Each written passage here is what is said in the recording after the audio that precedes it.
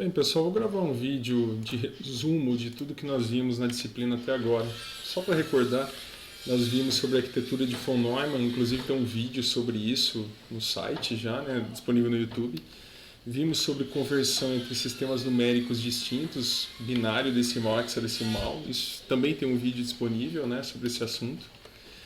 E aqui a parte que mais nos interessa daqui para frente. Nós vimos que um programa, quando ele entra em execução, ele obrigatoriamente ganha dois segmentos de memória, duas regiões de memória, uma chamada de segmento de código e a outra de segmento de pilha.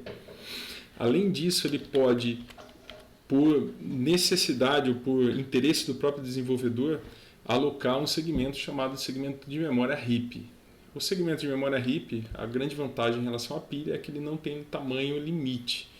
Nós podemos utilizar toda a memória disponível na máquina. Para realizar a alocação, nós utilizamos essas três funções, malloc, realloc e calloc, e para liberar a memória nós devemos usar a função free. Tudo bem. Eu vou desenhar aqui rapidamente para vocês, só para recordar, para que vocês possam recordar. Então, lembre-se que numa memória eu tenho células, ou também chamado de palavras, ou no nosso caso, cada célula dessa tem um byte, então eu vou falar que cada célula é simplesmente um byte, fica um pouco mais fácil. E aqui eu tenho uma memória, suponho que aqui é o início do segmento de código que eu ganhei para o meu programa. Se o meu programa, o código binário dele, tem, por exemplo, 20 bytes, ele vai de fato ocupar 20 células aqui, ó, 2, 3, 4, 5, 6, 8, 9, 10, 11, 12, 13, 14, 15, 16, 17, 18, 19, 20. E aqui termina o segmento de código. E além disso, suponha que aqui começa o segmento de memória stack, ou seja, da pilha. Ele não precisa necessariamente começar nesse local, ele pode começar em outro local. Tá? Então, digamos que aqui é o início dele. Deixa eu colocar aqui, início. E em algum lugar aqui para baixo ele termina. Digamos que ele termina mais aqui para baixo, por exemplo aqui é o fim da stack. Tá? Só recordando com vocês, a stack é utilizada de baixo para cima. Então, se a primeira coisa que eu faço dentro de uma função main, por exemplo, é alocar uma variável do tipo caractere, digamos que essa variável se chama char_c. Essa variável usa um byte, e o byte que será usado é esse byte aqui. O que há nesse byte? Enfim, eu não sei, pode haver lixo. Tá? Digamos que logo em seguida eu declaro uma int i. A variável do tipo inteiro usará 4 bytes, então eu tenho aqui 4 bytes que foram alocados para a variável int i. Digamos que em seguida eu aloco uma variável que seria, por exemplo, um int asterisco p.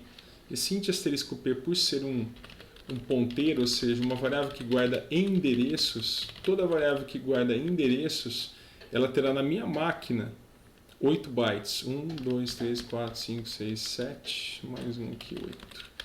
Então essa variável aqui é a variável int asterisco p, que foi declarada em seguida. E digamos que em seguida eu declarei um char asterisco d de dado, por exemplo. Como ele é um char asterisco, ele também vai ocupar 8 bytes. Ah, mas por que ele ocupa 8 bytes? Porque ele também precisa guardar o endereço, pessoal. 1, 2, 3, 4, 5, 6, 7, 8. Digamos que esse é um char asterisco d. Veja que no código estará declarado algo mais ou menos assim. Ó. No código eu vou ter uma main, e dentro dessa main eu vou ter, em primeiro lugar, a variável c declarada. Tá? Em segundo lugar, a variável i. Lembra que é o inverso, por isso que a C entra primeiro na pilha, depois entra a I, e por aí vai. Depois eu terei int asterisco P, então aqui embaixo eu vou ter int asterisco P, declarado, e finalmente char asterisco D, declarado. Ou seja, esse será meu código, no final das contas, para que eu tenha uma pilha nessa situação aqui que eu comentei com vocês.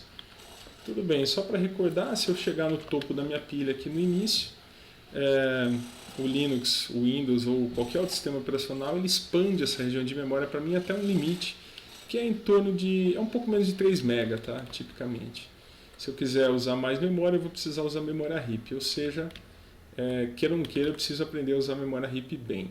E aqui dentro do segmento de código é onde fica o código binário do programa. Então aqui tem as instruções do programa. Imagina que quando alguém usa um printf, ou usa um scanf, ou usa um if. Então aqui vai ter um código binário que vai representar um if, ou um código binário que vai representar para mim o while. Tudo bem, pessoal? É isso que acontece dentro dessa linha de código, onde fica o seu código mesmo que foi transformado só que para uma notação binária para que a máquina possa executar. Ótimo. Além disso, nós vimos ainda tipos básicos aqui. Basicamente nós vimos tipo char, tipo int. Esse cara aloca 1 byte, esse cara aloca 4 bytes inteiro. Nós vimos um tipo vetor de caracteres. Então, se eu pedir, por exemplo, para alocar 10 elementos do tipo char, eu vou alocar, na verdade, 10 vezes size of char, que seria 10 bytes de fato. E se eu pedir para alocar 10 elementos do tipo int, como cada elemento do tipo int tem 4 bytes, então eu vou alocar 10 vezes 4, 40 bytes. Esse cara é um ponteiro, ele serve para guardar endereços, e esses endereços eles são utilizados, lembre-se, para que via barramento de endereços lá da arquitetura de von Neumann eu possa saber qual célula de memória, a partir de qual célula de memória eu pretendo realizar um acesso, seja de leitura ou seja de escrita. Então, esse cara guarda endereço, esse cara também guarda endereço. A diferença desse para esse é, se eu tiver aqui, por exemplo, um ponteiro então D e aqui um ponteiro P, se aqui eu pedir para acessar D de 0, depois D de 1, depois D de 2, ele vai fazer um caminhamento de memória de 1 em 1 byte. 1 em 1 byte porque char representa 1 byte. E esse cara não. Esse cara ele vai caminhar de 4 em 4 bytes. P0 para P1, o endereço onde começa o primeiro inteiro, ele tem uma diferença de 4 bytes para onde começa o segundo inteiro, que seria da posição 1. E aí uma diferença de mais 4 bytes em relação ao próximo inteiro, que seria P2. E por aí vai. Lembre-se que nesse caso eu estaria acessando o primeiro byte da memória, o segundo byte da memória, o terceiro byte da memória. Aqui eu estaria acessando os primeiros 4 bytes da memória. Digamos que é o byte 0, 1, 2 e 3. Aqui eu acessaria o 4, o 5, o 6 e o 7. E aqui o 8, 9, 10 e o 11. Essa é a lógica por trás disso. Além disso, nós vimos estruturas como if, for, while e do while. O if é bem tranquilo, né, pessoal? Então, por exemplo, se uma variável a for maior do que 5, faça alguma coisa, execute algo. Caso contrário, execute outra coisa, se não for maior que 5a. O for, como nós vimos, também é muito simples, né? For, tipicamente, eu inicializo uma variável aqui na primeira cláusula, que só será executada uma vez. E se ele for menor, por exemplo, que 5, execute o que está dentro do for. Então, vou fazer o seguinte, execute o que está aqui dentro do for, que são instruções internas ao for. Terminou de executar essas instruções, a terceira cláusula é executada do for, que, por exemplo, é uma cláusula que incrementa o i. Acabou de incrementar o i, eu verifico.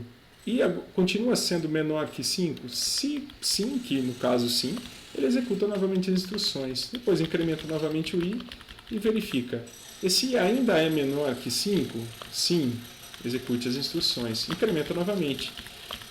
Ainda é menor que 5? Sim. Repara que a primeira cláusula só foi executada uma vez. Eventualmente, haverá um momento em que eu incrementarei e esse i será igual a 5. 5 é menor que 5? Não. E aí ele sai fora do for e termina. O while é bem similar. Enquanto, por exemplo, uma variável a for maior do que 0, execute. Digamos que a vale qualquer coisa, por exemplo, vale 5. Então, eu poderia aqui executar um conjunto de instruções e, eventualmente, decrementar o a. Aí o que acontece? O a vale 5? Legal, então 5 é maior que 0? Executa as instruções, decrementa o a vai para 4. 4 é maior que 0? Executa as instruções. Eventualmente haverá um momento que o a valerá 0, porque de 1 eu decremento e vira 0. 0 é maior que 0? Não. Sai fora do while. E o do while é só uma inversão, né? O do while, ao contrário do while, ele primeiro manda fazer algo para depois testar. É só essa a diferença. Então ele manda primeiro executar um conjunto de instruções e depois que o conjunto de instruções for executado, por exemplo, ele verifica se o a é maior que 0. Se for maior que 0, ele continua executando. Tá? Esse é um típico do while. Além disso, eu comentei com vocês sobre como uma função sendo invocada, sendo chamada, ela altera o comportamento da pilha. Só para recordar com vocês, eu vou desenhar aqui uma outra pilha aqui embaixo. Olha só, deixa eu copiar isso daqui.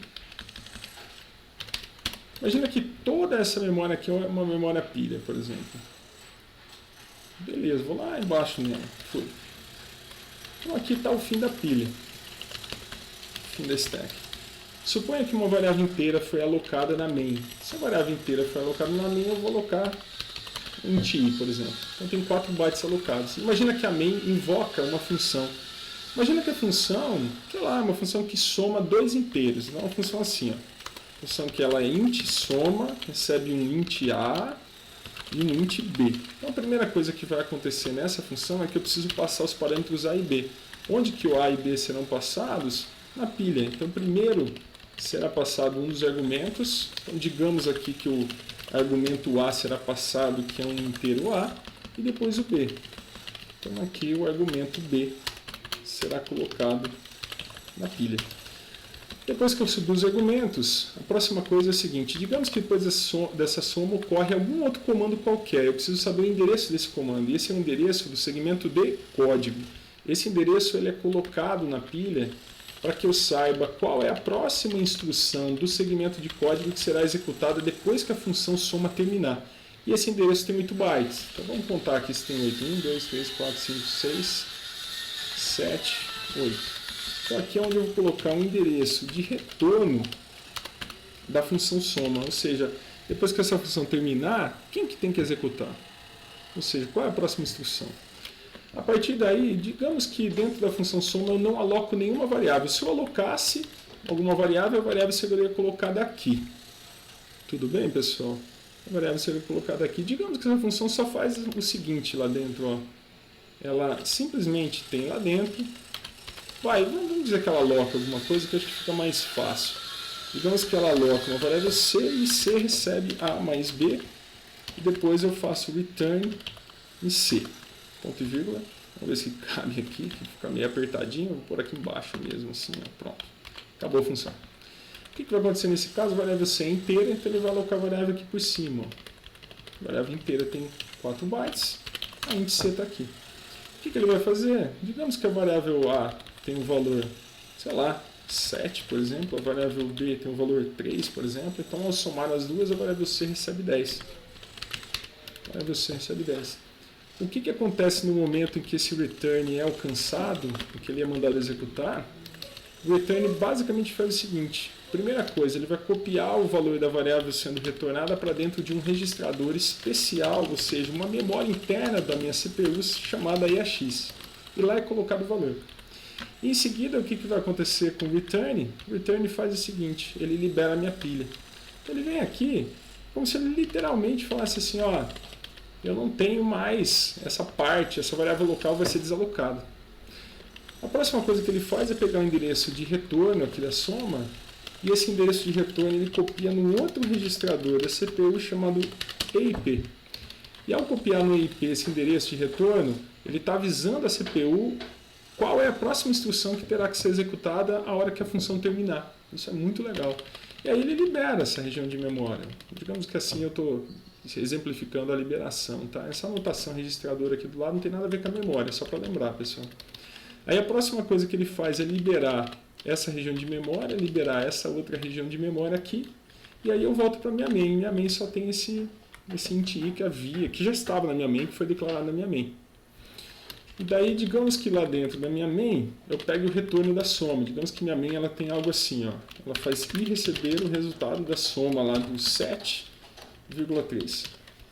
Então o i vai receber o quê?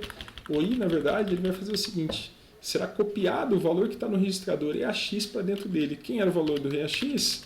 É o 7 mais 3, é o 10. Então eu acabei de copiar o valor do EAX lá para dentro dele. O que acontece em seguida? A CPU sabe qual é a próxima instrução que tem que ser executada. E a próxima instrução pode ser qualquer coisa, um printf, seja o que for. Obviamente, quando a main terminar de executar, o que vai acontecer com essa pilha? Ela também será liberada.